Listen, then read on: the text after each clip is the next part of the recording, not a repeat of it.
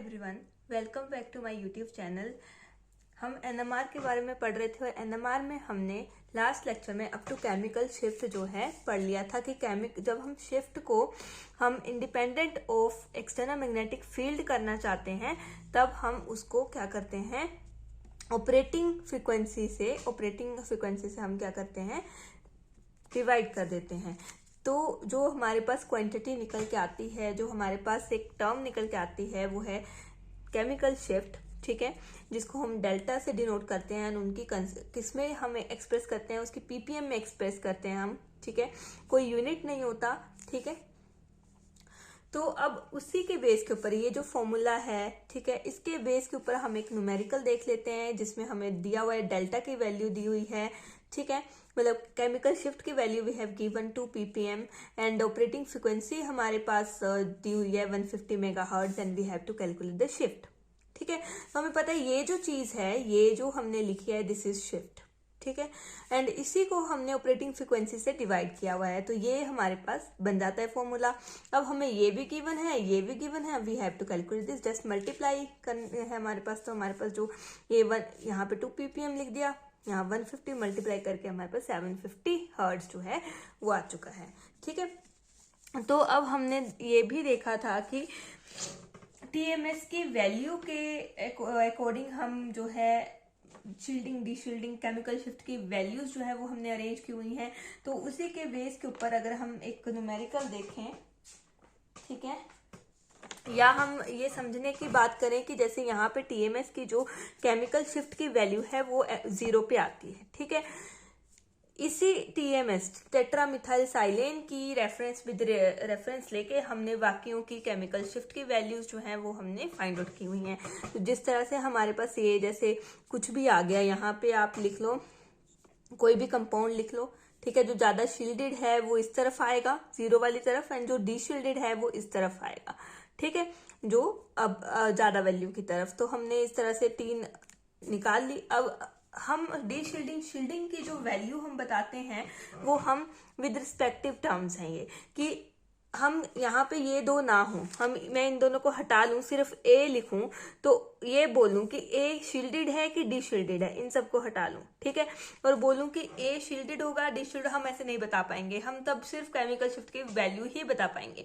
लेकिन अगर हमारे पास ये कंपैरिजन के लिए दो और हमने वैल्यूज केमिकल शिफ्ट की ली हुई है कंपाउंड्स की, देन हम बता सकते हैं कि इन तीनों में कौन सा ज्यादा डी शील्डेड है और कौन सा शील्डेड है, ठीक है। तो अभी यहीं पे एक ये क्वेश्चन है कि among A B and C which is more shielded. तो आप देखो जो 0 की तरफ जा रहा है वो ज्यादा शील्डेड है, ठीक है, बी ज्यादा शील्डेड होगा, उसके बाद जो कम ए और सी सबसे कम शील्डेड होगा, और उल्टा आ जाएगा हमारा डी शील्डेड के लिए, ठीक है। हमारा ये क्वेश्चन आपका आ सकता है इस तरह से।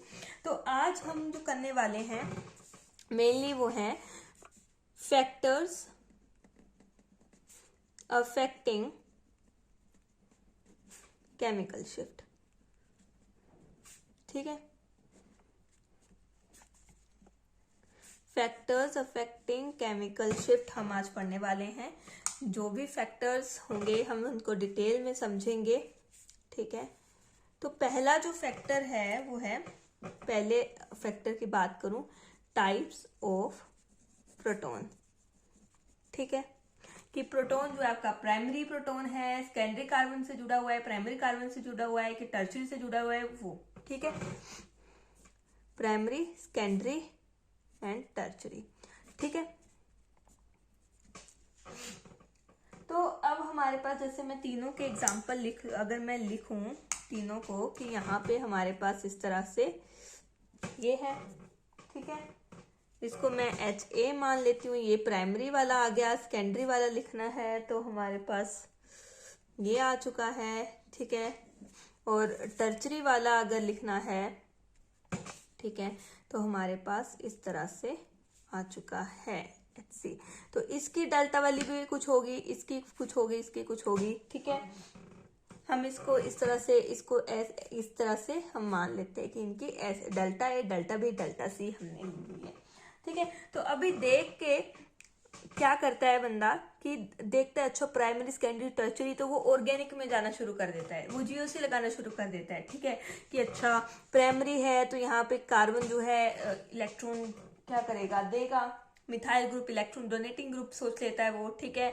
लेकिन यहाँ पे जीओसी नहीं लेंगे, डोंट अप्लाई जीओसी फर्स्ट। सबसे पहले आपने जीओसी सोचनी नहीं है, ठीक है। This is not organic, this is spectroscopy. आपने जीओसी नहीं लगानी है, ठीक है। अब हम क्या करेंगे, स्पेक्ट्रोस्कोपी में यहाँ पे क्या है, फील्ड इफेक्ट आता है। मैग्नेटिक फील्ड लगती है, कहीं पे ज्यादा स्ट्रॉन्ग मैग्नेटिक फील्ड जनरेट हो जाती है, कहीं पे कम जनरेट होगी। जैसे हमने पीछे शील्डिंग डिशील्डिंग का कंसेप्ट पढ़ा है कि कहीं पे ज्यादा इलेक्ट्रॉन्स हैं, कहीं पे कम है, कहीं पे मैग्नेटिक फील्ड ज्यादा एक्सपीरियंस हो रही है, कहीं पे कम एक्सपीरियंस हो रही है। तो उसके बेस के ऊपर हमारी जो ये स्ट्रेंथ है, ठीक है, कि किसकी केमिकल शिफ्ट की वैल्यू ज्यादा होने वाली है, किसकी कम हो रही है, वो उस पर डिपेंड करता है, ठीक है, कि कौन कितना ज्यादा मैग्नेटिक फील्ड को एक्सपीरियंस कर रहा है। तो उसी चीज को कहते हैं हम फील्ड इफेक्ट, ठीक है। तो हमने सबसे पहले फील्ड इफेक्ट लेना होता है, ठीक है। फील्ड इफेक्ट से अगर डिफरेंशिएशन हो गई, ठीक है, दैट्स गुड। नहीं तो हमें जीओसी सेकंड नंबर पे, पहले फील्ड इफेक्ट लगाओ, सेकंड नंबर पे जीओसी लगाओ, इस तरह से प्रोसीड करो, ठीक है। नाउ जब हमने इसकी वैल्यूज निकाली फील्ड इफेक्ट से, ठीक है, तो हमें डेल्टा ए की जो वैल्यू आई है, डेल्टा ए की वैल्यू हमारे पास आई है 0.9 ppm, ठीक है, एंड अप्रोक्स इसके, ठीक है। और डेल्टा बी और डेल्टा सी की भी अप्रोक्सीमेटली लिख लेते हैं, तो ये 1.3 ppm आ चुकी है एंड 1.7 ppm आ चुकी है। तो अगर मैं इसको एक जीरो के टीएमएस के विद रिस्पेक्ट लिखूं जो जीरो पे है, ठीक है, तो देखो 0.9 वो जीरो के करीब करीब आएगा। यहाँ लगा लेते हैं 0.9, तो मतलब डेल्टा ए यहाँ पर है। फिर 1.3 यहाँ लगा लो, 1.3, फिर 1.7, ठीक है। तो डेल्टा बी यहाँ है, डेल्टा सी यहाँ है। तो आप देखो डेल्टा सी हमने टर्चरी वाले का लिया था, मतलब ये प्राइमरी वाले का है, ये सेकेंडरी वाले का है और ये टर्चरी वाले का है, ठीक है। तो हमारे पास जो सीक्वेंस आता है वो क्या आ जाएगा, अगर हम किसका लिखेंगे, डी शील्डेड का सीक्वेंस किसका लिखेंगे हम, डी शील्डेड का, तो हमारे पास इस तरह से जो है वो आ जाएगा, ये डी शील्डेड का सीक्वेंस हमने लिखा है। तो देखो हमने कभी भी जो है जीओसी नहीं लगानी है स्पेक्ट्रोस्कोपी में। आपको कुछ एक वैल्यूज जो यहाँ पे दी होंगी आपको लर्न करनी पड़ेंगी, क्योंकि वो एक्सपेरिमेंटली हम निकालते हैं, ठीक है, रेफरेंस लेके निकालते हैं, ठीक है। तो जैसे यहाँ पे प्राइमरी हाइड्रोजन हमने लिया प्राइमरी कार्बन के साथ जो जुड़ा हुआ है, सॉरी, तो उसकी वैल्यू 0.9 ppm है। सेकेंडरी कार्बन के साथ जो सेकेंडरी हाइड्रोजन जिसको मैंने बोला तो वो 1.3 ppm उसकी वैल्यू आ रही है, और जो डेल्टा सी आ रही है 1.7 ppm आ रही है। तो इस तरह से, ठीक है, हमारा ये सीक्वेंस जो है डी शील्डेड का ये ऑर्डर बनता है, ठीक है। तो यही यहाँ पे हमारे पास क्या है, ये जो आया this is due to the field effect, ठीक है। तो फील्ड इफेक्ट जो है स्टेरिक हिंड्रेंस को यूज करता है, ठीक है, कि ऐसा नहीं कि आपने ये देखना है कि वो ज्यादा डोनेटिंग है जैसे जीओसी में। जीओसी तो लगानी नहीं है, जीओसी तो यहाँ पे सबसे पहले भूल जाओ, उसको तब लगाओ जब आपके पास फील्ड इफेक्ट से आंसर नहीं आ रहा है, ठीक है। जैसे आपके पास फील्ड इफेक्ट से कोई डिफरेंशिएशन नहीं हो रही है, then you take the help of GOC, ठीक है। पहले आपने जीओसी की हेल्प नहीं लेनी है, आपने फील्ड इफेक्ट देखना है, ठीक है। अब क्या होता है, फील्ड इफेक्ट जो है ये uses concept of steric hindrance, ठीक है, स्टेरिक हिंड्रेंस का कंसेप्ट यूज करता है। स्टेरिक हिंड्रेंस क्या है, जितनी ज्यादा स्टेरिक हिंड्रेंस होंगी उतना ज्यादा इलेक्ट्रॉन का क्लाउड आने वाला है, ठीक है। और इलेक्ट्रॉन को क्लाउड जितना ज्यादा होगा उतनी कम जो है न्यूक्लियस तक क्या पहुंचेगी, मैग्नेटिक फील्ड पहुंचेगी। हमने शील्डिंग का कंसेप्ट पढ़ा है, ठीक है, उतना कम शील्डेड होगा, ठीक है, मतलब उतना ज्यादा। तो इलेक्ट्रॉन को टर्चरी में ज्यादा है, तो ज्यादा जाल बुन गया टर्चरी में तो इलेक्ट्रॉन क्लाउड का, ठीक है, तो टर्चरी क्या हो जाएगा, ज्यादा डीशील्डेड हो जाएगा, ठीक है। इलेक्ट्रॉन को रिपेल करते हैं एचसी में समझने के लिए, बोल रहे कि इलेक्ट्रॉन डेंसिटी वन साइड को शिफ्ट हो गई तो BF मोर। ठीक है, स्टेरिक हिंड्रेंस का कंसेप्ट यूज करता है, सिंपल हमने यही बात बोलनी है। ठीक है, और ज्यादा कुछ नहीं कि जितना ज्यादा वहां पे क्या है, इलेक्ट्रॉन क्लाउड बढ़ जा रहे हैं तो वो उस तरह से आपकी ये सीक्वेंस आ रहा है। ठीक है, तो this is the first factor जो था टाइप्स ऑफ प्रोटॉन, प्राइमरी है, सेकेंडरी है, टर्शरी कार्बन किस, तो वो हमने यहाँ से हमें ये पता चल गया कि हमें GOC नहीं लगानी है। पहले पे कैसे सीक्वेंस चलना है, पहले फील्ड इफेक्ट लगाओ फिर GOC लगाओ। फील्ड इफेक्ट में क्यों फील्ड इफेक्ट क्या हो गया कि कहीं पे आपकी जो मैग्नेटिक फील्ड है वो ज्यादा एक्सपीरियंस करते हैं, कहीं पे कम मैग्नेटिक फील्ड जो है वो एक्सपीरियंस करते हैं किसी किसी एरियाज में। ठीक है, तो अब नेक्स्ट जो है हमारे पास वो है टाइप्स ऑफ कार्बन। ठीक है, सेकंड जो हमारे पास आता है फैक्टर वो है टाइप्स ऑफ कार्बन। मतलब sp3 कार्बन है, sp2 कार्बन है या फिर sp कार्बन है। ठीक है, कौन सा कार्बन है। ठीक है, इसके ऊपर इसी के अंदर जो है हमारे पास एक आता है वो है एनआइसोट्रोपिक इफेक्ट। ठीक है, वो इसके अंदर ही हम पढ़ेंगे। ठीक है, तो यहाँ पे मैं तीनों का बना लेती हूँ। एक हमारे पास sp3 कार्बन है, एक हमारे पास sp2 कार्बन और एक हमारे पास sp कार्बन है। तो ये sp3 हो गया, ये sp2 हो गया और ये sp कार्बन हो गया। ठीक है, तो ये डेल्टा की वैल्यू है, ABC ही लिख लेते हैं हम। ठीक है, तो अब देखो हमारे पास क्या है, हम देखने से लग रहा है कि यहाँ पे इलेक्ट्रोनेगेटिविटी का भी कंसेप्ट आ रहा है। जितना ज्यादा इलेक्ट्रोनेगेटिव होगा उतनी ज्यादा वो अपनी तरफ इलेक्ट्रॉन डेंसिटी को खींच लेगा। इलेक्ट्रॉन डेंसिटी को खींच लेगा तो वो शील्ड नहीं कर पाएंगे इलेक्ट्रॉन्स, जितना ज्यादा न्यूक्लियस का वो आएगा। ठीक है, न्यूक्लियस तक उतनी ज्यादा मैग्नेटिक फील्ड पहुंचेगी। तो यहाँ पे इलेक्ट्रोनेगेटिविटी का कंसेप्ट भी हम यहाँ पे यूज कर सकते हैं। ठीक है, हम इसको इस तरह से भी हम इसको हेडिंग दे सकते हैं, इलेक्ट्रोनेगेटिविटी ऑफ कार्बन। ठीक है, उसके ऊपर भी डिपेंड करता है। ये है यहाँ पे sp3 है तो ये इलेक्ट्रॉन्स खींचेगा नहीं। ठीक है, यहाँ पे सबसे ज्यादा कहाँ पे खींचेगा, अगर हम इलेक्ट्रोनेगेटिविटी के कंसेप्ट से देखें सबसे ज्यादा खींचेगा हमारा यहाँ पे। तो यहाँ पे हम इलेक्ट्रोनेगेटिव, तो हमें ये क्या लगेगा कि ये ज्यादा डीशील्डेड है। ठीक है, और ये समबट क्या है, मोस्ट शील्डेड। ठीक है, और ये शील्डेड, सॉरी मोस्ट डीशील्डेड क्या है। ठीक है, ये शील्डेड हमें लगेगा, ये हमें मोस्ट डीशील्डेड लगेगा और ये डीशील्डेड, मतलब देखने से लगेगा कि ये ज्यादा डीशील्डेड है। ठीक है, जो है हमारा ये हमारे पास कंसेप्ट आता है। लेकिन अगर हम इलेक्ट्रोनेगेटिविटी को देखते हैं, इलेक्ट्रोनेगेटिविटी तो sp की ज्यादा होती है देन sp2 की एंड देन sp3 की सबसे कम होती है। ठीक है, दिस इज द सीक्वेंस कि sp की सबसे ज्यादा, उससे कम sp2 की, उसके कम sp3 की। तो अगर हम इलेक्ट्रोनेगेटिविटी को देख के चलते हैं तो हमें ये प्रतीत होता है कि डेल्टा C की वैल्यू सबसे ज्यादा आनी चाहिए, फिर डेल्टा B की आनी चाहिए, फिर डेल्टा A की आनी चाहिए। बट हमारे पास ऐसा नहीं होता है। ठीक है, ऐसा नहीं होता है। ठीक है, क्यों नहीं होता है वो हम अभी देखेंगे, जस्ट अभी देखेंगे। ठीक है,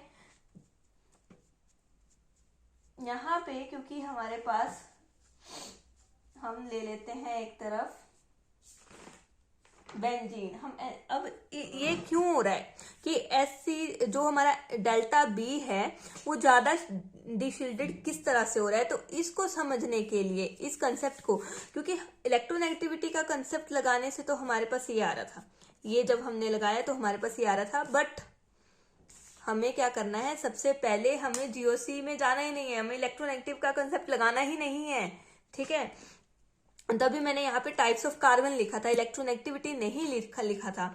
ठीक है, क्योंकि यहाँ पे अगर हम इलेक्ट्रोनेगेटिविटी को GOC में पहुंच गए तब तो हम, ठीक है, तो सीक्वेंस गलत आता है। ठीक है, क्योंकि यहाँ पे सबसे पहले हमें क्या लगाना होता है, फील्ड इफेक्ट लगाना होता है, ठीक है, उसके बाद जीओसी पे जाना होता है, ठीक है, यही हम बात कर रहे थे, ठीक है, सबसे पहले field effect and then GOC, obviously, ठीक है। तो अब ये सीक्वेंस कैसे आया कि हमारे पास sp2 कार्बन की ज्यादा वैल्यू और केमिकल शिफ्ट की आ गई, तो उसको समझने के लिए we have to discuss about anisotropic effect, ठीक है, इसके बारे में समझना पड़ेगा। तो जैसे हम इसमें एग्जांपल लेके चलते हैं बेंजीन रिंग का, ठीक है, बेंजीन रिंग का एग्जांपल ले लेते हैं। इसके भी पाई इलेक्ट्रॉन क्लाउड है, ठीक है, यहाँ पे इसके इस तरह से ये पाई बॉन्ड है, सॉरी पाई और वाइटल है, जिसके अलाउंग ये पाई बॉन्ड बने हुए हैं, ठीक है। तो क्या होगा कि ये जो पाई इलेक्ट्रॉन डेंसिटी है ये रेजोनेंस करती है बेंजीन में, हमें पता है, ठीक है। तो ये इस तरह से घूम रही है, ठीक है, इस तरह से पूरी रिंग पे घूम रही है, ठीक है। ये मैंने ऊपर का लगा दिया, सॉरी, तो ये हमने ये लगा दिया, और नीचे का भी हम बना देते हैं कि नीचे के जो ये पाई इलेक्ट्रॉन डेंसिटी हमारी क्या कर रही है, घूम रही है, ठीक है, रिंग के। लेकिन हमारे पास क्या होगा, पाई इलेक्ट्रॉन डेंसिटी घूम रही है, इलेक्ट्रॉन ही तो घूम रहे हैं, पाई, चाहे वो पाई इलेक्ट्रॉन है चाहे वो सिग्मा इलेक्ट्रॉन है तो इलेक्ट्रॉन्स ही ना, ठीक है। तो वो चार्ज पार्टिकल हैं, वो घूम रहे हैं, चार्ज पार्टिकल जब घूमते हैं तब मैग्नेटिक फील्ड बनती है, तो इन्होंने अपनी एक मैग्नेटिक फील्ड जो है वो जनरेट कर ली, ठीक है। We know whenever a charged particle move in a loop या फिर सर्कल में, then this will create magnetic field, ठीक है। और जहां पे मैग्नेटिक फील्ड होगी वहां मैग्नेटिक फील्ड लाइंस भी होंगी, ऑब्वियसली होंगी, ठीक है। तो यहाँ पे इन्होंने अपनी एक, अब मैं यहाँ पे लिख देती हूँ, ये जो पाई इलेक्ट्रॉन डेंसिटी है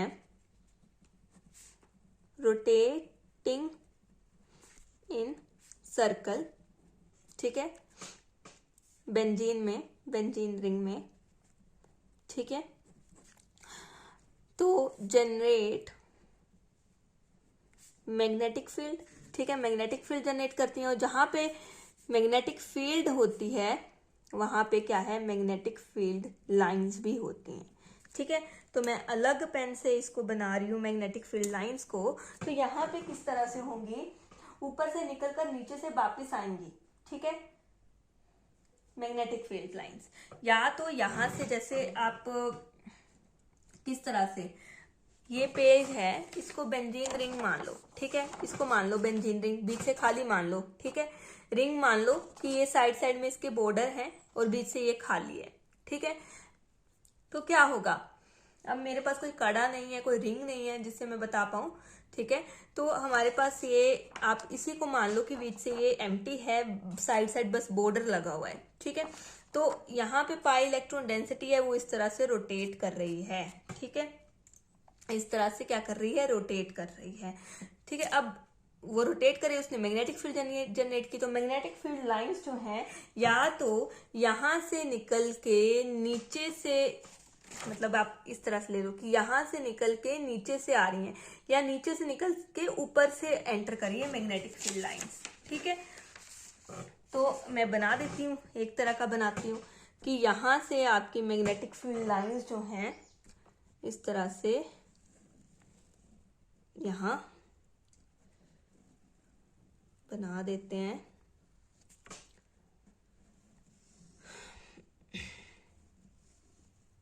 ठीक है। मतलब या तो ये ऊपर से निकलेंगी नीचे से एंटर करेंगी, या तो नीचे से निकलेंगी या ऊपर से एंटर, और हमने यहाँ पे क्या लगा दी, एक्सटर्नल मैग्नेटिक फील्ड लगा दी, ठीक है, एक्सटर्नल मैग्नेटिक फील्ड की हमने प्रेजेंस दे दी, ठीक है। अब डायरेक्शन क्या है मैग्नेटिक फील्ड लाइंस की, वो ये एक्सटर्नल मैग्नेटिक फील्ड जो है ये डिसाइड करती है कि क्या होने वाली है। हमने अभी तक बोला कि या तो ऊपर से निकल के नीचे से आ सकती हैं, या फिर नीचे से निकल के ऊपर से आ सकती हैं। एग्जैक्ट क्या डायरेक्शन होगी वो एक्सटर्नल मैग्नेटिक फील्ड जो है हमने लगाई होगी वो डिसाइड करेगी, तो अब हमारे पास क्या है,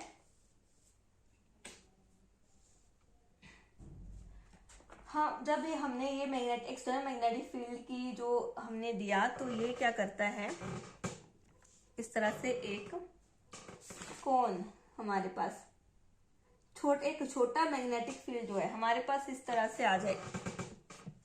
ये जो बीच में हमारे पास थोड़ा सा स्पेस बता, वो छोटा सा मैग्नेट की तरह जो है वो एक्ट करता है। मैग्नेटिक फील्ड का सेंटर हो गया ना यहाँ पे, तो ये क्या करता है, वी नोट को अपोज करता है, अपोज ही करेगा। ये जो आपका centre of this magnetic field lines, magnetic field का जो सेंटर आ गया, ये इस एक्सटर्नल मैग्नेटिक फील्ड को क्या करेगा, अपोज करेगा। ठीक है, तो हमें पता चला ये हमने ऊपर को लगाई तो वो नीचे को आएगा। ठीक है, अपोज करेगा, तो हमें यहाँ से डायरेक्शन का पता चल गया कि हमारी जो यहाँ पे मैग्नेटिक फील्ड लाइंस हैं वो नीचे से निकल रही हैं और ऊपर से वापिस आ रही हैं इस तरह से। ठीक है, समझ गए। तो यहाँ से हमें डायरेक्शन का पता चल गया। तो अब हमारे पास देखो दो तरह से हो गया, यहाँ पे इस तरह जा रहा है, ठीक है, ये, और अंदर से ये ओपोज आ रहा है, तो हमारे पास दो वो एरिया बन गए। ठीक है, तो यहाँ पे 2 एरियाज बन गए। ठीक है, इस स्ट्रक्चर में 2 एरियाज। ठीक है, एक होगा इनसाइड द रिंग, ठीक है, और एक होगा आउटसाइड रिंग। ठीक है, अगर हम इसको इस तरह से देखें कि ये एक कोन से निकल रही हैं, इस तरह से हम एक, यहाँ ये सेंटर है आपका यहाँ पे कहीं, ठीक है, थोड़ा मेरा गलत बन गया। ठीक है, ये इस तरह से, ठीक है, कि जो इस कोन के अंदर का एरिया है, ठीक है, वो इसको अपोज कर रहा है एक्सटर्नल मैग्नेट, और जो बाहर वाला एरिया है वो इसके साथ जा रहा है। ठीक है, तो इस तरह से इनसाइड द कोन क्या होगा, ये अपोज कर रहे हैं। ठीक है, ये मैग्नेटिक फील्ड का जो सेंटर है, जो रिंग ने बनाई है, वो एक्सटर्नल मैग्नेटिक फील्ड को क्या कर रही है, अपोज कर रही है। ठीक है, तो यहाँ पे न्यूक्लियस क्या करता है, न्यूक्लियस को कम से कम जो है वो क्या मिलेगा, मैग्नेटिक फील्ड की प्रेजेंस मिलेगी। तो बी इफेक्टिव हमने देखा था, वी इफेक्टिव जो है क्या होगा, वी नोट जो है हमने लगाया था, उसमें से जो भी इलेक्ट्रॉन वाले हैं, ठीक है, या पाई इलेक्ट्रॉन डेंसिटी है, वो क्या करेगी, अपोज कर रही है, तो माइनस हो जाएगी। तो वी इफेक्टिव जो कम वैल्यू वी नोट से आएगी वो एक्सपीरियंस करेगा न्यूक्लियस इनसाइड द रिंग। ठीक है, आउटसाइड द रिंग क्या है, आउटसाइड ये जो आपकी एक्सटर्नल मैग्नेटिक फील्ड है उसकी डायरेक्शन भी ऊपर को है, और ये मैग्नेटिक फील्ड की लाइंस की डायरेक्शन भी ऊपर को है जो जनरेट की है पाई इलेक्ट्रॉन ने। तो बी इफेक्टिव क्या हो जाएगा, अभी इनकी डायरेक्शन सेम है तो प्लस हो जाएगी, बी नॉट प्लस वी पाई। तो ज्यादा वैल्यू आप न्यूक्लियस मैग्नेटिक फील्ड की फील करेगा। ठीक है, तो ये इस तरह से। तो अगर हम इसकी बात करें तो ये कम से कम, ठीक है, कम वैल्यू इलेक्ट्रॉन्स ने शील्ड कर लिया है। ठीक है, उसने वी नोट की क्या कर दी है, जो वैल्यू को कम कर दिया है, तो इसको हम शील्डेड बोलेंगे कि ये जो इनसाइड द रिंग वाला एरिया है वो शील्डेड एरिया है। ठीक है, और outside the ring we note पहले ही थी, उसमें और ऐड कर दी उसने, तो ये वैल्यू क्या हो गई, डीशील्डेड एरिया आ गया, ये वैल्यू इंक्रीज हो गई, तो ये डीशील्डेड एरिया आ गया, क्योंकि वी नोट तो पहले ही थी। अगर हम 10 टेस्ला ले लें, 10 टेस्ला तो पहले ही थी। यहाँ पे अगर मैं एग्जांपल लूं, ठीक है, कि वी नोट 10 टेस्ला थी, ठीक है, 10, और वी पाई आपकी 2 टेस्ला है, तो बी इफेक्टिव आपकी क्या हो जाएगी, कम हो जाएगी, 10 माइनस 2 टेस्ला 8 टेस्ला आ जाएगी। लेकिन तो हमारे पास ये 8 टेस्ला आ गई। ठीक है, अब यहाँ पे देखें 10 टेस्ला तो पहले ही थी, ठीक है, और बी पाई इन्होंने 2 टेस्ला बनाई, ठीक है, सॉरी टेस्ला, तो हमारे पास जो बी इफेक्टिव बाहर रिंग के बाहर क्या होगा, ये 10 प्लस 2 टेस्ला हो जाएगी, तो 12 टेस्ला। तो देखो ज्यादा मैग्नेटिक फील्ड कौन एक्सपीरियंस कर रहा है, आउटसाइड द रिंग वाला एरिया। ठीक है, तो ये डी शील्डेड एरिया हो गया। ठीक है, जो जितनी ज्यादा मैग्नेटिक फील्ड एक्सपीरियंस करेगा वो उतना ज्यादा डी शील्डेड एरिया बोला जाएगा। ठीक है, तो अब बात आ गई एल्कीन की, ये तो था कि कंसेप्ट को समझने के लिए हमने ये लिया इजीली, लेकिन हम बात किसकी कर रहे थे, हम बात कर रहे थे एल्कीन एंड अल्काइन की। ठीक है, इसी के सीक्वेंस को हमने समझना था, क्योंकि इलेक्ट्रोनेगेटिविटी के सीक्वेंस से अगर हम चलते तो हमारे पास एल्काइन का ज्यादा केमिकल शिफ्ट आता, लेकिन ऐसा नहीं है, हमारे पास एल्कीन का आ रहा है। एल्कीन के हाइड्रोजन का ज्यादा जो है ज्यादा डिशिल्टेड वैल्यू आ रही है। तो बस उसी को समझना है, तो हम मूव ऑन करते हैं वापिस अपने किससे, अल्कीन वाले कंसेप्ट, अल्कीन वाले स्ट्रक्चर पे। तो अल्कीन का देख लेते हैं। ठीक है, समझने के लिए हमने बेंजीन रिंग ली। ठीक है, बेंजीन रिंग ली समझने के लिए। ठीक है, ताकि अच्छे से कंसेप्ट जो है हमारे दिमाग में आ जाए। ठीक है, अब वैसे ही एल्कीन्स का हम करेंगे। एल्कीन का हमारा इस तरह से है, ये है एल्कीन का स्ट्रक्चर। ठीक है, ये अब हमें पता है यहाँ पे भी इलेक्ट्रॉन डेंसिटी है। ठीक है, तो यहाँ पे क्या होगा, ऐसे हमने रखा है हवा में, अगर हम इसको रखें, ठीक है, अगर मैंने इसको ऐसे फ्लैट इस सरफेस पे रखा है, तो एक कौन जो है इलेक्ट्रॉन डेंसिटी का वो ऊपर को आ रहा है और एक नीचे को जाएगा। ठीक है, इसके नीचे को। ठीक है, अगर ऐसे, तो एक ऊपर को आ रहा है कौन, एक नीचे को आ रहा है। ठीक है, तो हम इस तरह से इसको बना देंगे।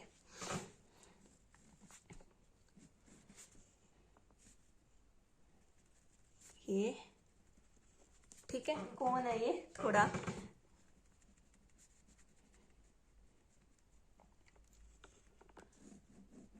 ये इस तरह से कौन। अब हमने क्या देखा था कि कौन के अंदर वाला जो एरिया था वो शील्डेड आ रहा था, वो क्या कर रहा था, वो अपोज कर रहा था।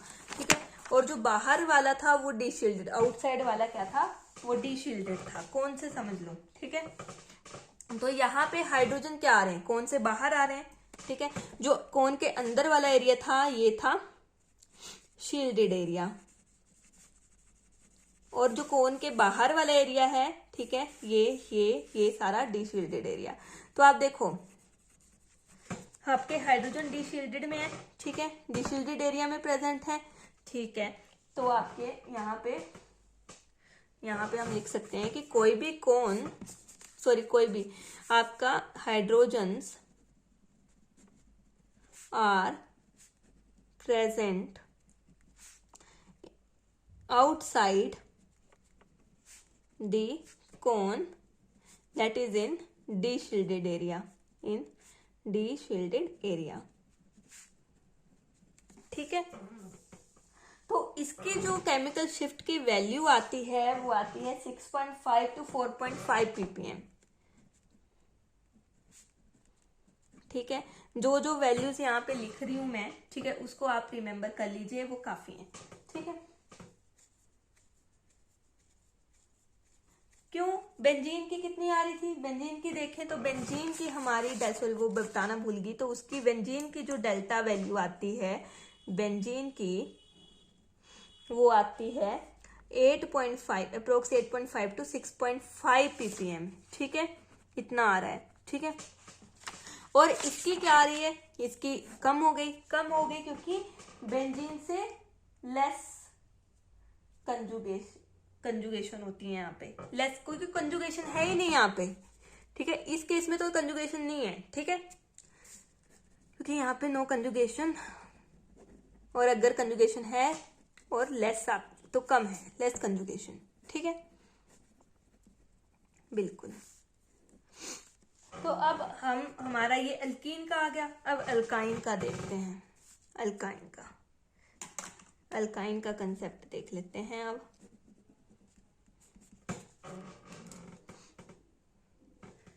यहाँ पे क्योंकि ये ऊपर कौन नीचे कौन इसलिए आया क्योंकि यहाँ पे एक इस तरह से, ठीक है, ऊपर भी इलेक्ट्रॉन डेंसिटी है डबल बॉन्ड के, नीचे भी डबल बॉन्ड, तो कौन ऊपर इलेक्ट्रॉन डेंसिटी का हमने एक कौन ऊपर बना दिया, एक नीचे को बना दिया। ठीक है, क्योंकि यहाँ से ही मैग्नेटिक फील्ड लाइंस इस तरह से निकलेंगी ना, तो हमने कौन से दिखा दिया।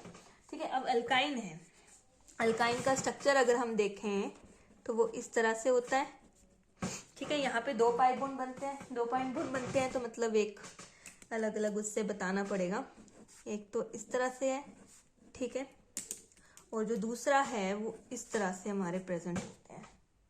ठीक है, ये तो जो यहाँ पे दो अलग अलग सर्कुलेशन एंड अलग अलग मैग्नेटिक फील्ड लाइंस निकलेंगी। ठीक है, अलग अलग ऑब्वियसली दो पाई बॉन्ड बन रहे हैं तो उनकी सर्कुलेशन तो अलग ही होगी। ठीक है, तो आपस में इंटरेक्ट करें, अगर ये आपस में इंटरेक्ट करने लगे तो मॉलिक्यूल को क्या कर देंगे, अनस्टेबल कर देंगे। तो हम वही सर्कुलेशन लेंगे जो मॉलिक्यूल को स्टेबल बनाएगी। तो एक ही सर्कुलेशन होगा। एक सर्कुलेशन का मतलब किस तरह से सर्कुलेशन होगा, यहां से, एक मिनट मैं अलग पेन से, तो यहां से आपका इस तरह से निकलता है हुआ, ये वाली सर्कुलेशन जो है वो पॉसिबल होगी। ठीक है, ये तो ये कौन मिल रहा है। ठीक है, ये आपका जो है यहां से ये का इस तरह से यहाँ पे आपकी इलेक्ट्रॉन डेंसिटी आपकी इस तरह से मूव करेगी। ठीक है, ये सर्कल तो दो कोण ऊपर नीचे एंड दो आगे एंड पीछे, तो कैसे आएगा, ये वाला क्या, ये वाले क्या बनाएंगे, ऊपर और नीचे बनाएंगे। ठीक है, ज्यादा बनाने लग गई तो मैसी हो जाएगा, यहाँ साइड में बनाती हूँ। ठीक है, एक केस तो जैसे ये है। ठीक है, तो इसका क्या हो जाएगा, इसका इस तरह से हो जाएगा। ठीक है, और जो सेकंड ये जो मैंने बनाई है, ये जो ये वाले आपके सेकंड डबल बॉन्ड के हैं, तो वो इस तरह से। ठीक है, तो दोनों को लेंगे, दोनों को लिया तो ये क्या कर जाएगा, इंटरेक्ट करके मॉलिक्यूल को क्या कर देंगे, अनस्टेबल कर देंगी। ठीक है, और ऊपर नीचे लिया तो ये ज्यादा डिशिल्ड, तो ये मॉलिक्यूल को इतना स्टेबल नहीं बनाएगा। तो हम वही सर्कुलेशन को कंसीडर करेंगे जो मॉलिक्यूल को स्टेबल बनाएगी। ठीक है, तो हमने ये वाला कंसीडर की सर्कुलेशन। ठीक है, इसको मैं साइड में कर देती हूँ क्योंकि दिस इज ओनली फॉर समझने के लिए था। ठीक है, तो अब देखो हमने क्या कहा है कि कोन के अंदर वाला एरिया क्या होगा, वो शील्डेड होगा, क्योंकि वहां पे इलेक्ट्रॉन क्या कर रहे हैं, वो रिवॉल्व कर रहे हैं, इलेक्ट्रॉन प्रेजेंट है। ठीक है, तो ये वाला जो एरिया है, ठीक है, वो है शील्डेड, और जो बाहर कोन के बाहर वाला जो एरिया आता है वो आता है डीशील्डेड एरिया। ठीक है, तो ये जो एरिया आया वो डीशील्डेड एरिया आ गया। ठीक है, और जब हमने इसकी, अब हमारे पास देखो प्रोटॉन क्या आ रहे हैं, यहाँ पे प्रोटॉन कोन के अंदर ही आ रहे हैं। So here protons are present inside the cone. ठीक है, कोन के से मतलब वो क्या हो गए, शील्डेड हो गए, शील्डेड एरिया में आ रहे हैं। ठीक है, शील्डेड एरिया में आ रहे हैं मतलब इसकी कुछ ना कुछ डेल्टा की वैल्यू कम होने वाली है इससे। ठीक है, जो हमारी एल्कीन की थी वो थी 6.5 to 4.5 ppm, मतलब यहाँ पे जो है आपकी इससे भी कम वैल्यू आने वाली है, तो वो आती है अप्रोक्स डेल्टा की वैल्यू। ठीक है, वो आती है 2.0 ppm। ठीक है, तो अब हम अपने उस सीक्वेंस पे आते हैं।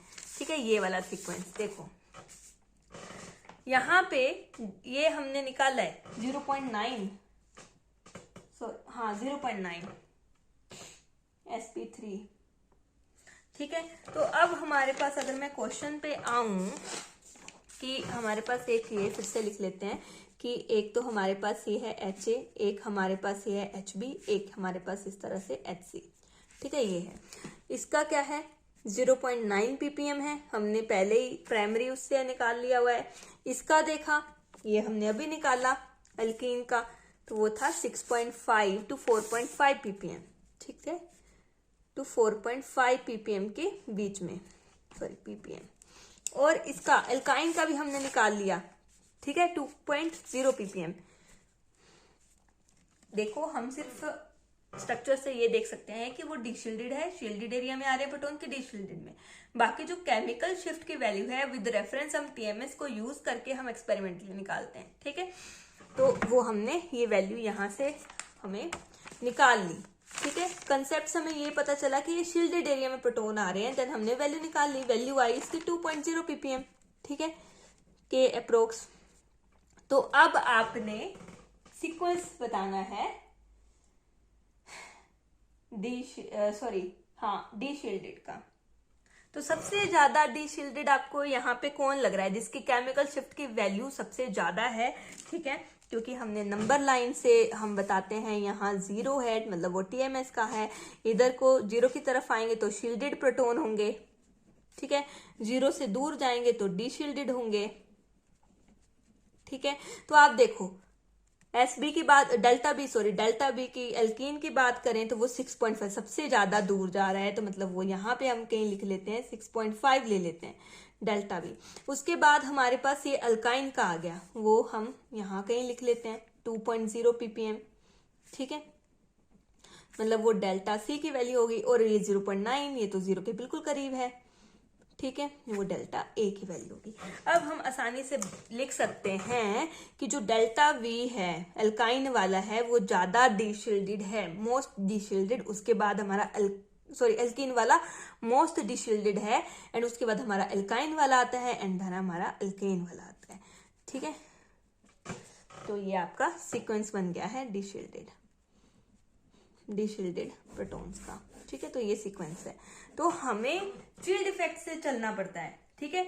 ये एनाइसोटोपिक भी फील्ड इफेक्ट है, ठीक है। हम इलेक्ट्रॉन की सर्कुलेशन को यूज करके क्योंकि वो मैग्नेटिक फील्ड जनरेट करता है, एक इलेक्ट्रॉन जब वो मूव करते हैं इलेक्ट्रॉन डेंसिटी, तो हम उसको यूज करके हम देख रहे हैं कि कौन से एरिया पे मैग्नेटिक फील्ड ज्यादा एक्सपीरियंस हो रही है, कौन से एरिया पे मैग्नेटिक फील्ड कम एक्सपीरियंस हो रही है। यही मैंने फील्ड इफेक्ट बताया था। तो हमने सबसे पहले फील्ड इफेक्ट की कहानी देखनी है, और जब फील्ड इफेक्ट से बात क्लियर ना हो तब हम GOC पे जाएंगे, ठीक है। तो पहले ही इलेक्ट्रोनेगेटिविटी जो है वो नहीं लगानी है, ये आपका पाप हो जाएगा, ठीक है, बहुत बड़ा, ठीक है, ऐसा पाप नहीं करना है। तो ये हमारे पास दो कंसेप्ट हो गए, ठीक है। अब हमारे पास क्या है, नेक्स्ट हम देखेंगे इफेक्ट ऑफ रेजोनेंस, वो हम नेक्स्ट लेक्चर में देख लेते हैं। अभी आप ये ही दो जो कंसेप्ट है आपके, इनको समझिए, ठीक है। नेक्स्ट हम effect of resonance, effect of D shielding on proton, चलो ये दो कंसेप्ट ही हैं, दो कंसेप्ट कर देते हैं। नेक्स्ट है आपका इफेक्ट ऑफ रेजोनेंस, ठीक है। थर्ड आपका आता है इफेक्ट ऑफ रेजोनेंस, ठीक है।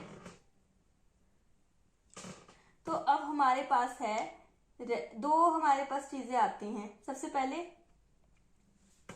हमने फील्ड इफेक्ट ही लगाना होता है। हम एक स्ट्रक्चर ले लेते हैं इस तरह से, एक हमारे पास HA यहाँ पे लगा है, HB यहाँ लगा है, HC आपका यहाँ लगा है, ठीक है। ये ले लेते हैं, मतलब हमने 3 ले लिए, एक HA ये लगा, एक ये और एक ये, ठीक है। सबसे पहले हम फील्ड इफेक्ट ही लगाने वाले हैं, ठीक है। सबसे पहले move with the field effect, तो फील्ड इफेक्ट लगाया हमने, ठीक है। फील्ड इफेक्ट लगाया तो हमने देखा कि अच्छा कि जो HA है वो ऑक्सीजन जो जिस कार्बन के साथ वो जुड़ा हुआ है, उसका HA की वैल्यू आप निकालोगे डेल्टा की, तो वो ऑक्सीजन के साथ जुड़ा हुआ है, ठीक है। इलेक्ट्रोनेगेटिव एलिमेंट के साथ जुड़ा हुआ है, इलेक्ट्रोनेगेटिव एलिमेंट है ये, तो ये क्या करेगा, कार्बन से इलेक्ट्रॉन डेंसिटी को खींचेगा अपनी तरफ, ठीक है। अपनी तरफ खींचेगा तो कार्बन उस पर पार्शियल पॉजिटिव चार्ज आएगा, तो वो भी यहाँ से इलेक्ट्रॉन डेंसिटी जो है वो खींचेगा, ठीक है। हाइड्रोजन ये जो है, तो हाइड्रोजन के अराउंड जो है इलेक्ट्रॉन की डेंसिटी कम हो जाएगी, जो जितनी थोड़ी सी भी थी वो कम हो गई, ठीक है, कम हो गई। तो मतलब उसको ज्यादा डीशील्डेड महसूस करेगा, वो ज्यादा मैग्नेटिक फील्ड की वैल्यू जो है उसको एक्सपीरियंस होगी। तो इसकी जो केमिकल शिफ्ट की वैल्यू आती है वो आती है 9 to 10 ppm, ठीक है। क्यों आती है वो मैंने आपको कंसेप्ट समझाया, ठीक है। अब आगे हमारे पास, अब HB और HC की बात करें, HB और HC दोनों एल्कीन के साथ ही जुड़े हुए हैं, ठीक है। HB एंड HC जो है दोनों एल्कीन के साथ ही जुड़े हुए हैं, और एल्कीन को हमने बोला है 6.5 to 4.5 ppm, ठीक है। ये तो हमने निकाल लिया। इसको कई बुक्स में ना इलेक्ट्रोनेगेटिविटी ऑफ ऑक्सीजन या इससे भी इलेक्ट्रोनेगेटिविटी से भी आपका क्या करते हैं एक्सप्लेन किया होता है। कैसे, कि ऑक्सीजन क्या है, इलेक्ट्रोनेगेटिव है, वो इलेक्ट्रॉन को खींचेगा, कार्बन पे पास पे पॉजिटिव चार्ज आएगा, तो कार्बन भी अपने पॉजिटिव चार्ज को खत्म करने के लिए हाइड्रोजन, ये जो बॉन्ड के इलेक्ट्रॉन्स हैं इसको अपनी तरफ खींचेगा। तो प्रोटॉन के अराउंड जो इलेक्ट्रॉन डेंसिटी है वो कम ही आ जाती है उसमें। तो जो इलेक्ट्रॉन के जो सेकेंडरी मैग्नेटिक फील्ड बनता है वो कम बनता है, एंड वो न्यूक्लियस, प्रोटॉन के न्यूक्लियस को ज्यादा जो है मैग्नेटिक फील्ड जो एक्सपीरियंस करता है वो, तो वो ज्यादा डिशील्डेड महसूस करता है किसी किसी बुक्स में। ठीक है, अब हमारे पास बात आ गई कि देखो यहाँ पे हमने फील्ड इफेक्ट लगाया, लेकिन HA का तो पता चल गया, ठीक है, फील्ड इफेक्ट से, ठीक है, लेकिन हमारे पास B एंड C दोनों, हमें पता है ये फील्ड इफेक्ट से ही हमें पता चल, लेकिन ये फील्ड इफेक्ट में दोनों हमारे जो हैं एल्कीन से जुड़े हुए हैं। अब हमें क्या लगानी है, अब बात आती है GOC लगाने की, ठीक है, पहले नहीं लगानी होती, अब सेकंड हमने बोला था, सेकंड हम GOC लगाएंगे, ठीक है। GOC में हम क्या लगाएंगे, देखो यहाँ पे ये था ना इस तरह से, ये HA था, ये HB था, ये HC था यहाँ पे, ठीक है। अब यहाँ पे देखो ये क्या करेगा, आपके पास ये यहाँ जाएंगे, ठीक है, तो ये यहाँ जाएगा, ठीक है, और यहाँ वाले क्या हैं, ये यहाँ पे पॉजिटिव चार्ज आए ना, तो यहाँ के, तो ये ज्यादा क्या होगा, ये अब शील्डेड होगा, इन दोनों में से HB and D shielded HC वाला होगा, क्योंकि यहाँ पे कंजुगेशन हुई है और इस वाले कार्बन पे डेल्टा पॉजिटिव चार्ज आया है, तो ये यहाँ HC के इलेक्ट्रॉन्स, HC से जो बॉन्ड के इलेक्ट्रॉन्स हैं, कार्बन और HC के भी जो बॉन्ड है उसके इलेक्ट्रॉन्स को अपनी तरफ थोड़ा खींचेगा, तो HC जो है उसके अराउंड इलेक्ट्रॉन की कमी महसूस करेगा HC, तो HA के बाद हमारा HC डिशील्डेड आएगा और HB सबसे कम डिशील्डेड आएगा, मतलब वो शील्डेड की तरफ आएगा, ठीक है। तो ड्यू टू कंजुगेशन हमारे पास ये जो कार्बन है, ठीक है, HC ऑन HC, जो हमारी इलेक्ट्रॉन डेंसिटी है वो क्या करेगी, डिक्रीज करेगी, ठीक है, डिक्रीज करेगी तो वो डीशील्डेड महसूस करेगा, तो डीशील्डेड, जब भी डीशील्ड, तो उसका डेल्टा वैल्यू क्या हो जाती है, इंक्रीज हो जाती है, केमिकल शिफ्ट की वैल्यू क्या बढ़ जाती है। तो हमारे पास अगर हम सीक्वेंस लिखें, ठीक है, तो HA की सबसे ज्यादा, मतलब डेल A की सबसे ज्यादा केमिकल शिफ्ट, मतलब वो ज्यादा डिशील्डेड है, देन हमारा डेल C आएगी, देन हमारी आएगी डेल B, ठीक है, इस तरह से। अब अगर हम एक और एग्जांपल ले लेते हैं, ठीक है, इस तरह से एग्जांपल, यहां हम ले लेते हैं HC, यहां हम ले लेते हैं HB, और इस तरह से ये हमने ले लिया, ठीक है। तो सबसे पहले हम क्या लगाएंगे, हम लगाएंगे फील्ड इफेक्ट, ठीक है, फील्ड इफेक्ट लगाया, देखो तो ये तो एल्कीन के साथ ही जुड़े हुए हैं, फील्ड इफेक्ट लगा रहे हैं तो, ठीक है,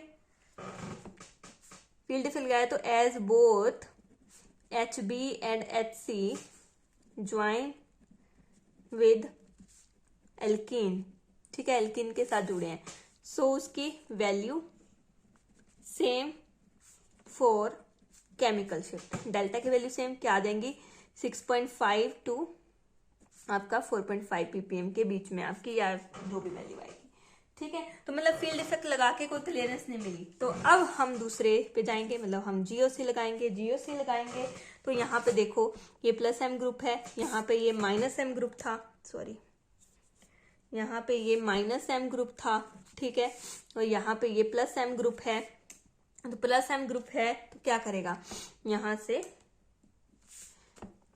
ये यहाँ जाएगा और यहाँ डेल्टा नेगेटिव, ठीक है, इस तरह से यहाँ नेगेटिव चार्ज आ गया है, नेगेटिव चार्ज आ गया है, तो ये इसके ऊपर HC पे इलेक्ट्रॉन डेंसिटी क्या हो गई, बढ़ गई, तो मतलब HC वाला क्या है, HC पे इलेक्ट्रॉन डेंसिटी इंक्रीजेस, ठीक है, तो ये क्या हो जाएगा, शील्डेड हो जाएगा एज कंपेयर टू HB। तो हमारे पास क्या आएगा, हमारे पास सीक्वेंस आएगा ये डेल्टा B और डेल्टा C, ठीक है, ये डीशिल्डेड का, ठीक है, डीशिल्डेड का सीक्वेंस आपके पास आ रहा है, ठीक है, क्योंकि यहाँ पे इलेक्ट्रॉन डेंसिटी बढ़ चुकी है Hc पे, तो उसकी वैल्यू क्या हो जाएगी, तो इसकी डीशील्डेड है तो डेल्टा की वैल्यू क्या हो जाएगी, डिक्रीज हो जाएगी, ठीक है, इस तरह से। तो आई होप आपको ये रेजोनेंस वाला भी क्लियर हो गया है, ठीक है। उसके बाद अब हमारे पास आता है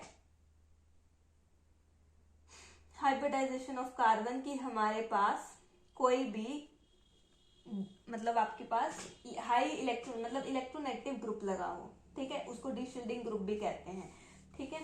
तो वो हम कल करते हैं क्योंकि वो बहुत इम्पोर्टेंट है फाइंड आउट करने के लिए नंबर ऑफ सिग्नल्स को, ठीक है, नंबर ऑफ सिग्नल्स, क्योंकि उसके बाद मैंने पढ़ाने हैं नेक्स्ट उसमें, तो हम उसी के साथ जो है ये डीशिल्डिंग ग्रुप वाला वो लगा के, अगर मैं थोड़ा सा इसको समझाना चाहूँ, फोर्थ जो टॉपिक है, fourth that is last factor,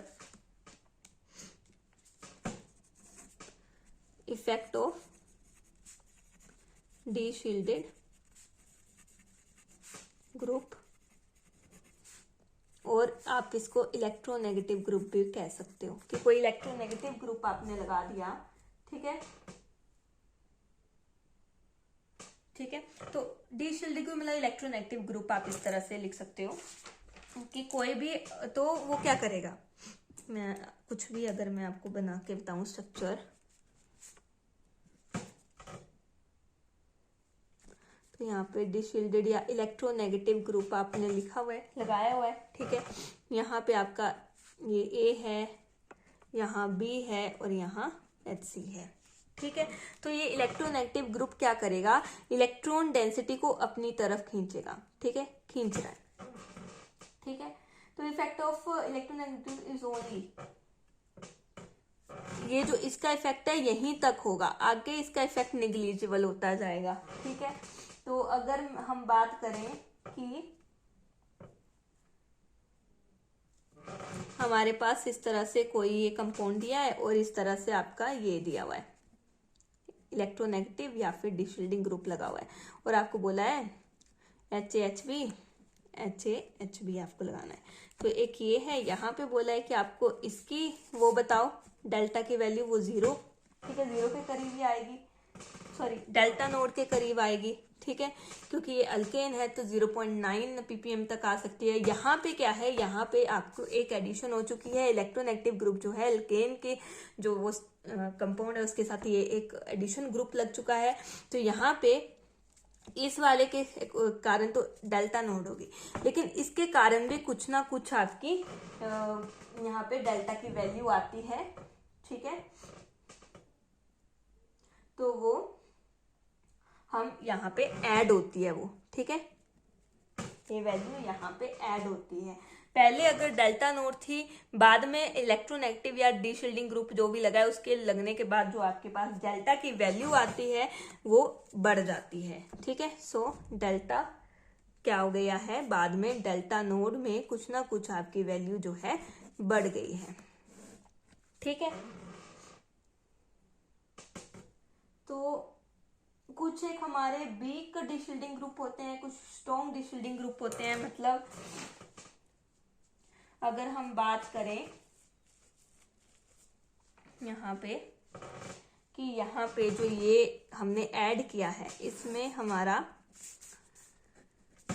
दो तरह से आते हैं, कुछ की जो ये वैल्यू है वो लेस देन 2 ppm होती है, कुछ की डेल्टा की value greater than equal to 2 ppm होती है, ठीक है। इनको वीक बोलते हैं, इनको स्ट्रॉन्ग बोलते हैं, ठीक है। तो इनमें कौन से आते हैं, इनमें कार्बन एक तो होते हैं डेल्टा की वैल्यू आपकी आ जाती है 1 ppm के इक्वल, और एक में आ जाती है डेल्टा की वैल्यू अप्रोक्सीमेट 1.5 ppm के इक्वल, ठीक है। तो यहाँ पे जो होते हैं ये कार्बन के आ जाते हैं, यहाँ नाइट्रोजन के आ जाते हैं, ठीक है। कार्बन के जैसे आप कुछ भी ले लो, ये एल्कीन्स के, एल्काइन के, इस तरह के ग्रुप, ठीक है, ये, ठीक है, इस तरह से कुछ भी आप लगा लो यहाँ पे NH2 NR2 कुछ भी निकालो, ठीक है।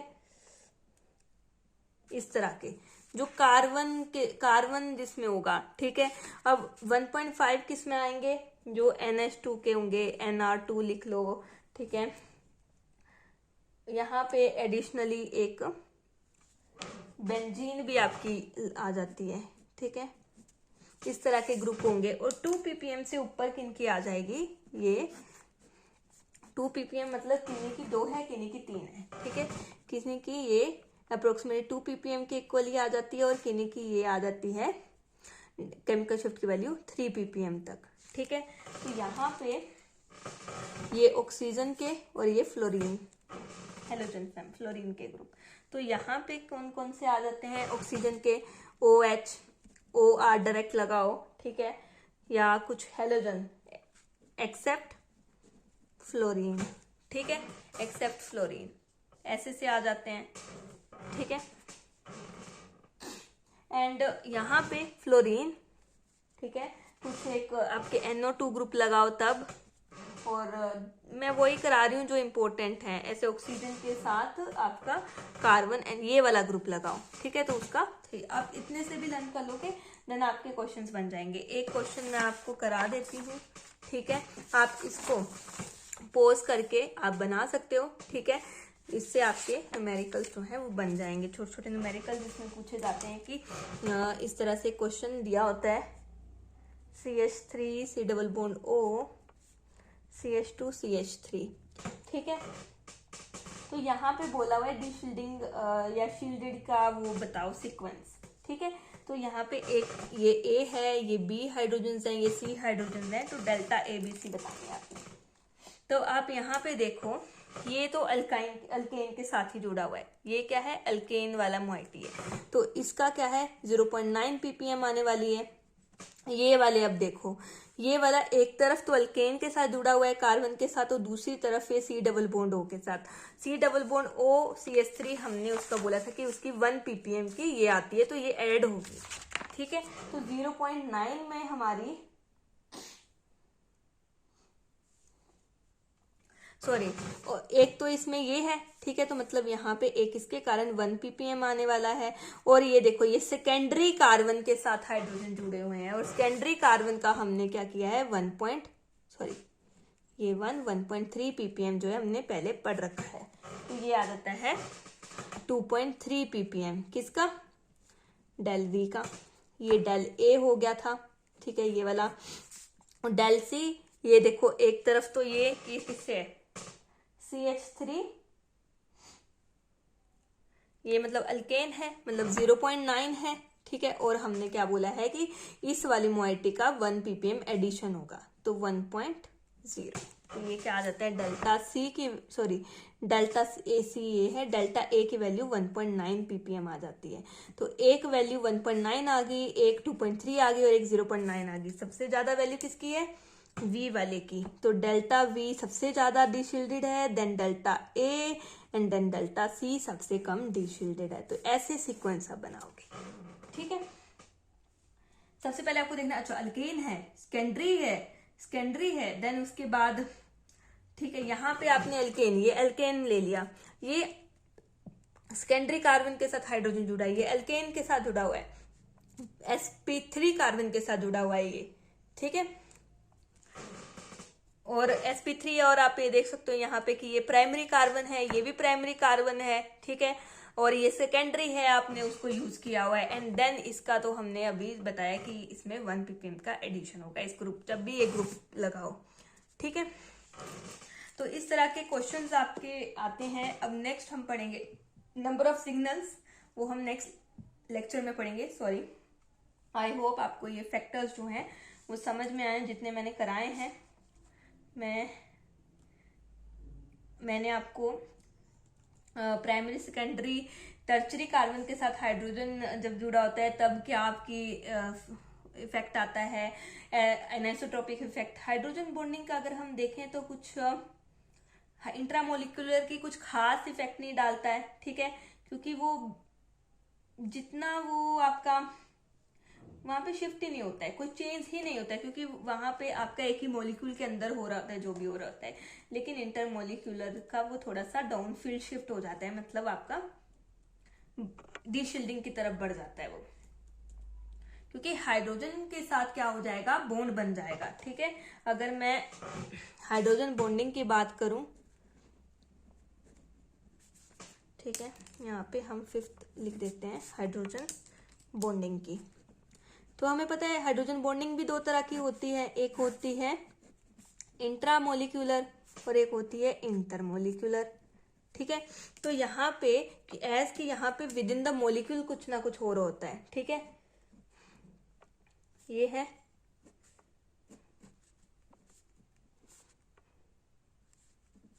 ये आपके पास स्ट्रक्चर है, तो आपके पास ये हाइड्रोजन है। अब इसके अराउंड जो भी इलेक्ट्रॉन, एक आधा इलेक्ट्रॉन होगा तो ये इसके साथ क्या कर लेगा, इंटरेक्ट कर लेगा, तो इलेक्ट्रॉन डेंसिटी क्या हो गई, कम हो गई, लेकिन विद इन द मॉलिक्यूल हो रहा है। ठीक है, ये यहाँ से ये रेजोनेंस करके ये दे देगा, कुछ नहीं होगा, तो यहाँ पे कोई भी शिफ्ट नहीं आता है, कोई भी शिफ्ट नहीं आता है, मतलब कोई नो चेंज। ठीक है, लेकिन अगर हम बात करें, ठीक है, क्योंकि ये विद इन द मॉलिक्यूल है, अगर यहाँ से ये खींच रहा है तो ये दे भी देगा। ठीक है, लेकिन अगर हम इंटर की बात करें तो वहां पे डाउनफील्ड मतलब डीशील्डेड की तरफ मूव टू डीशील्डेड साइड, मतलब इसमें जो डेल्टा की वैल्यू आती है वो 9 to 15 ppm के अप्रोक्स आती है। ठीक है, क्योंकि ये दो मॉलिक्यूल्स के बीच में इंटरेक्शन है, तो इलेक्ट्रॉन डेंसिटी आपकी कम हो जाएगी। ठीक है, तो वो डाउनफील्ड हाइड्रोजन की तरफ। सोलवेंट की बात करें, सोलवेंट जो भी यूज होंगे एनएमआर स्पेक्ट्रोस्कोपी में, वो केमिकली इनर्ट होने चाहिए, मैग्नेटिकली आइसोट्रोपिक होने चाहिए, मतलब वो किसी भी तरह से इफेक्ट नहीं करने चाहिए। ठीक है, अगर कोई हमने इस तरह का, मतलब सोलवेंट की बात करें, सोलवेंट्स इफेक्ट करते हैं जब उनमें हमने कोई प्रोटोनिक हमने सोलवेंट ले लिया, हमने ऐसा सोलवेंट ले लिया जिसमें पहले से प्रोटॉन प्रेजेंट है, तो वो इंटरफेयर करेगा। तो वी जस्ट यूज ऐसे हम सोलवेंट यूज करते हैं जो मैग्नेटिकली आइसोटोप, मतलब जो इनर्ट होंगे, जिनमें हाइड्रोजन एटम नहीं होगा। ठीक है, और जिनमें सैंपल जो है रीजनेबल एक्सटेंट तक डिजोल्व हो जाएगा। तो जो मेनली हम सोलवेंट यूज करते हैं वो CCl4 हो गया, CS2 हो गया, CdCl3। अब प्रोटोन इस तरह के लेते हैं, प्रोटोन तो हम यूज नहीं कर सकते, तो हम ये ड्यूटेरियम यूज कर लेते हैं। ठीक है, तो ये कुछ एक थे कि अगर टेम्परेचर हमने बढ़ाया तो हमारी जो सिग्नल की पोजीशन है वो अफेक्ट होगी टेम्परेचर से। तो वो डिपेंड करेगा कि आपका ग्रुप कौन सा है। ठीक है, ग्रुप के ऊपर डिपेंड करता है कि अप फील्ड की तरफ जाएगा, डीशील्डेड की तरफ जाएगा कि शील्डेड की तरफ जाएगा।